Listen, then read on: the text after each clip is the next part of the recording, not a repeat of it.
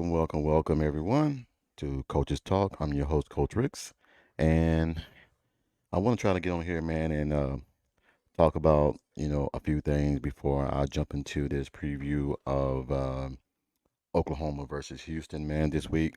I think a lot of us, man, have had a lot of negative feedback about this 51-3 victory that Oklahoma pulled out over against, Temple. And I just want to jump on here, man, and finally get a final assessment of this and move on from this because I think a lot of us, man, are living in this dream world that things have to be a certain way, and if they're not, where there's smoke, there's fire. I don't think that's the indication when it comes to the OU football team.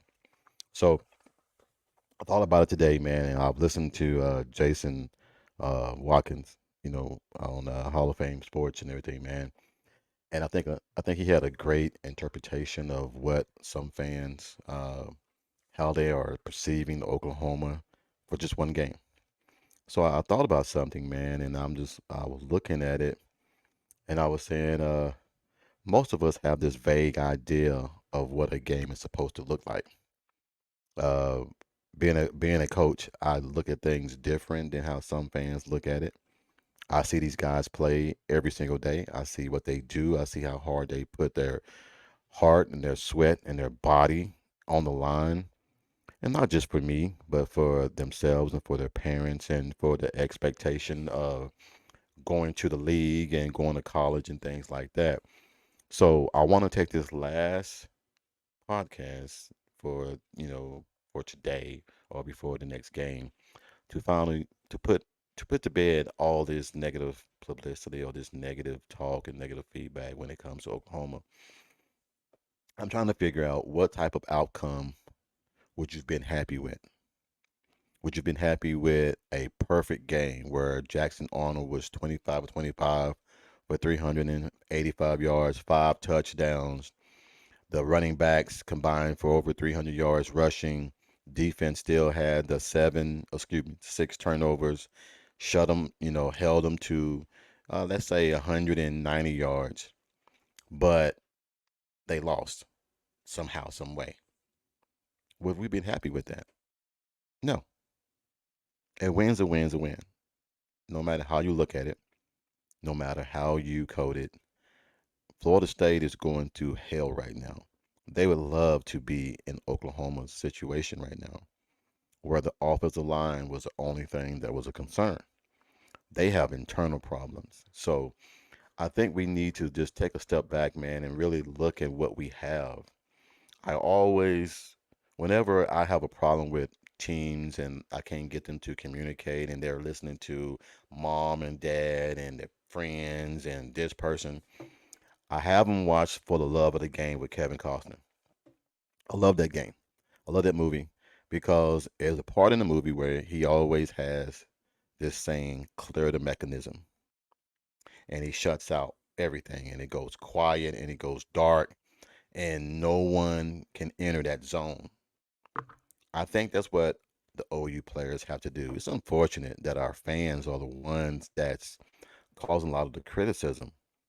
We know that Coach B, he likes to move his chess pieces all over the board. He likes to move this guy to this location, this guy to that location.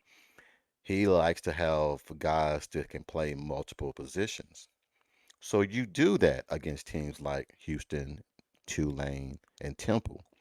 So when you get to your games like Texas, Auburn, and Tennessee, if your A group goes down, you know what pieces to put in what location, you know what pieces to put here that will work, that will be effective, that there won't be that big of a drop off. So I love that when it says clear the mechanism because you shut out all the naysayers and you shut out everything that's going on. I will take a 51-3 victory every single day.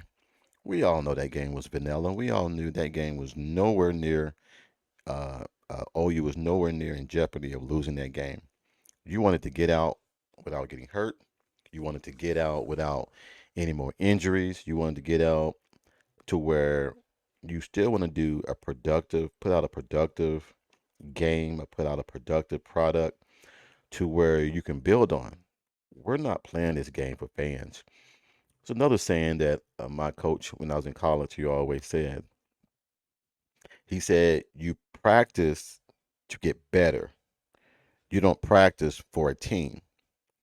If we're practicing right now, if OU is practicing and playing for Tennessee, that's the wrong thing. We're practicing to get better. So when you practice to get better, doesn't matter who you play. That old saying, iron sharpens iron, is very important. That's a very key statement for some people who never played sports or who play sports. You want to play the best. Playing the best makes you better. Playing teams like Temple, if you play 10 teams like Temple and you go 10 and 0, and you think that your team is good and you think that you have all the X's and O's, up to speed, and you think that you're on this certain level, but then you play a team like Alabama or a team like Georgia or a team like Tennessee that have the same Joes as you, and then you end up losing, then that lets you know that the people and the talent that you have, you maximize that potential by playing who you play. I'm a big believer in Oklahoma in the past with Lincoln Riley was playing down to the competition. Brent Venables says it, and he says it almost every day. The standard is the standard. We are playing for a standard or to a standard. So for the fans that's out there right now, take a chill pill. I think Jason was right earlier. Some fans hear what they want to hear, or they hear half the story, and they don't listen to the whole interview or the whole podcast. They just hear bits and pieces, or they walked in on the wrong time and heard something, and then they are quick to jump to the assumption that, oh, he feels that way. No, he doesn't feel that way. You just heard the ass end of a conversation, and now you think he feels that way. He doesn't feel that way. I love Michael Hawkins, but I don't think Michael Hawkins is ready to lead this team right now. But there's no reason to throw him out there when you have somebody who is capable of taking this team to a championship. So I think we all just need to put the brakes on, wait to the next game, assess it, see what happens, because from what we're expecting, Oklahoma to go out here and spank Houston's ass the same way they did Temple. So there are a lot of internal problems with some of these teams that have new coaches. It takes a few years for these teams to be up to par with the product that the coach that just came there, what he left. A lot of good coaches don't bring their players with them. They make them stay there because he wants to go and build a new program or rebuild the program where he's at with new players instead of taking the players from where he left. He doesn't want to leave the school he left bare and dry and covered the way Lincoln Riley did. Lincoln Riley didn't give a damn about Oklahoma. He could care less. So that's why Oklahoma fell off the way it did for just that one season. That was the first bad season Oklahoma has ever had. They've never went 6-7. In the last 25 years that I've watched them, they've never went 6-7. They've always had a winning record. So we're going to move on past the Temple game, and we're going to welcome into this Saturday night's game, 6:45 on the SEC Network, where Willie Fritz brings his Houston Cougars into an ass whooping.